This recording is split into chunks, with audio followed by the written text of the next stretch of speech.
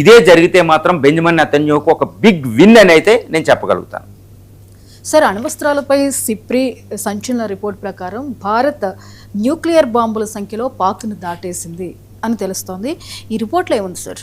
Yes అండి, Stockholm International Peace Research Institute SIPRI, ఈ Stockholm based ఒక అంటే నాన్ గవర్నమెంటల్ ఆర్గనైజేషన్ అనేది ప్రపంచంలో వెపన్స్ ఆఫ్ మాస్ డిస్ట్రక్షన్, ముఖ్యంగా న్యూక్లియర్ వెపన్స్ ఏ దేశం దగ్గర ఎన్ని ఉన్నాయి, ఎన్ని తయారు చేయబోతుందో మొత్తాన్ని కూలంకషంగా వివరిస్తూ ఉంటుంది అనమాట. ఇది ఒక ప్రామాణికం, ఒక స్టాండర్డ్ రిపోర్ట్ అనమాట.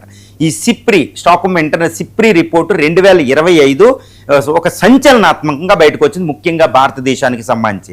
ఇదేంటంటే ఆపరేషన్కి సింధూరుకు ముందు భారత్ వద్ద కేవలం 160-170 మాత్రమే అణ్వాయుధాలు ఉన్నాయి. ఇది పాకిస్తాన్తో పోలిస్తే చాలా తక్కువ, ఒక 20-30 అణ్వాయుధాలు అనేది అంతకు ముందు రిపోర్టు 2025 రిపోర్ట్తో పోలిస్తే 2020 రిపోర్ట్ చూసినా పాకిస్తాన్ దగ్గర అణ్వస్త్రాలు ఎక్కువ ఉన్నాయని ఇది రిపోర్ట్ అనమాట. బట్ ఆపరేషన్ సింధూర్ తదనంతరం మోడీ తీసుకున్న ఒక కీలక నిర్ణయం ఏంటంటే ఇది సైకలాజికల్గా కుదరదు, వ్యూహాత్మకంగా. మరి పాకిస్తాన్ ఎడ్జ్ ఉంటే పాకిస్తాన్కి ఏంటంటే పిచ్చోడికి ఎక్కువగా కోపాలు వస్తాయి అనమాట, వేసేసే అవకాశాలు ఉంటాయి. కాబట్టి మోడీ ఏంటంటే ఈ 1 year ఆపరేషన్ సింధూర్ తదనంతరం ఇండియా న్యూక్లియర్ అంటే number of nuclear warheads అణ్వస్త్రాల సంఖ్య 20 పెరిగింది అని తెలుస్తుంది. అందులో హైడ్రోజన్ బాంబులు కూడా ఉండొచ్చు. ఇప్పుడు సిప్రి అఫీషియల్ రిపోర్ట్ ఇచ్చింది దాని ప్రకారం ఇండియా దగ్గర 190 అణ్వస్త్రాలు, పాకిస్తాన్ దగ్గర 170. అంటే పాకిస్తాన్ మొట్టమొదటిగా మనం అధిగమించడం జరిగింది. పెద్ద దేశమైన న్యూక్లియర్ అణ్వస్త్రాలు ఇది ఒక్కటే అండి. ఇది చాలా చాలా ముఖ్యమైన చెప్పొచ్చు. మరి మోడీ గారు ఏంటి ఈ నిర్ణయం తీసుకున్నారంటే చాలా ఇంపార్టెంట్ అనమాట. పాకిస్తాన్ కంటే తక్కువ అందరూ అనుకుంటారు. పాకిస్తాన్కి అసలు మన మీడియాలోనూ ఈ రిపోర్ట్లన్నీ ఒకటి వస్తుంది, కానీ జరిగే వాస్తవం వేరు. మోడీ గారు పెట్టుకున్న టార్గెట్ పాకిస్తాన్ కాదు, చైనాని అధిగమించాలి, చైనాతో మనం ఢీకొనాలి. ఎందుకంటే ప్రధాన శత్రువు మనకి పాకిస్తాన్ కాదు, చైనా ఓకే అంటేనే చైనా ఆయుధాలతో ఇది యుద్ధానికి వస్తుంది, కానీ పాకిస్తాన్ ఎప్పుడూ తాను రాలేదు. కాబట్టి చైనా ప్రధానమైన శత్రువు, దాంతోనే ఎక్కువ బార్డర్ ప్రాబ్లమ్స్ ఉన్నాయి. కాబట్టి దాన్ని దృష్టిలో పెట్టుకుని మోడీ సీక్రెట్ న్యూక్లియర్ విధానం ఏదన్నా తయారు చేశారంటే అనుకోవచ్చు. ఎందుకంటే 1 సంవత్సరంలో 20 అణ్వస్త్రాలు పెరగడం అంటే it's not a simple thing అండి. అణ్వస్త్రాలు పెరగాలంటే అది ప్రైమ్ మినిస్టర్ లెవెల్లో తీసుకున్న ఒక డిసిషన్ మాత్రమే, కింద నిర్ణయం ఎవరూ తీసుకోరు. దానికి అణ్వస్త్రం తయారు చేసిన ఫిస్సైల్ మెటీరియల్, న్యూక్లియర్ యురేనియం, ప్లూటోనియం అంటే తీసుకురావాలి, ఎంతో యాక్టివిటీ అనమాట.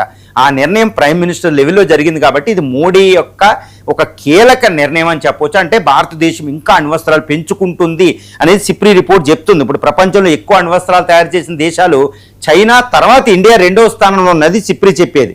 ఇప్పుడు సిప్రి రిపోర్ట్ ప్రకారం ఇంకొక సంచలనం ఏంటంటే ఇప్పుడు ప్రపంచంలో మొత్తం 12,540 అణ్వస్త్రాలు ఉన్నాయి.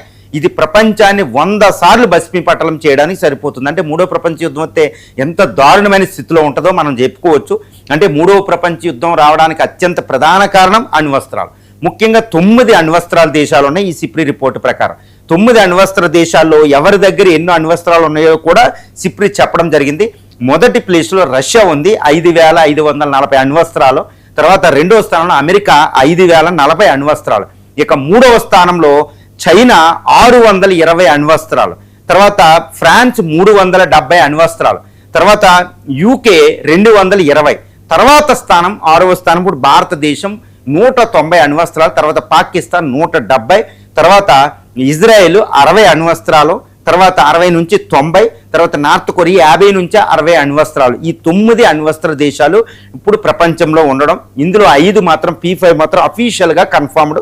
ఇండియా కూడా ఆల్మోస్ట్ అఫీషియల్. మిగిలిన 4 దేశాలు ఇటు పాకిస్తాను, నార్త్ కొరియా, ఇజ్రాయెల్ వీటిని ఎలా చూస్తారంటే ఒక రోగ్ స్టేట్గా చూస్తారు. ఇంక్లూడ్ ఇజ్రాయెల్ కూడా ఆల్మోస్ట్ అన్ని దేశాలు రికగ్నైజ్ చేయలేదు.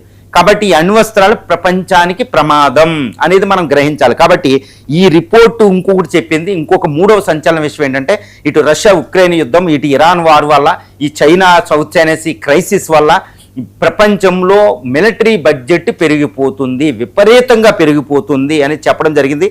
ఈ యొక్క ఆయుధాలు ఇంపోర్ట్ కూడా ఇప్పుడు ఇండియా 2వ స్థానం, 8.1% వెపన్స్ ఇంపోర్ట్లో ఇండియా 2వ స్థానంలో ఉంది, 8.1. కాబట్టి ఈ మోడర్నైజేషన్ ఆఫ్ ఫోర్సెస్ ఎక్కువ అవుతున్నాయి. ఇది ప్రపంచ అభివృద్ధికి, ప్రపంచ శాంతికి మంచిది కాదని సిప్రి రిపోర్ట్ చెప్పడం జరిగింది. ఈ సిప్రి రిపోర్ట్ భారతదేశానికి చాలా ప్రాముఖ్యత ఇచ్చినట్టు మనం అవగతం చేసుకోవచ్చు. Sir, SIPRI report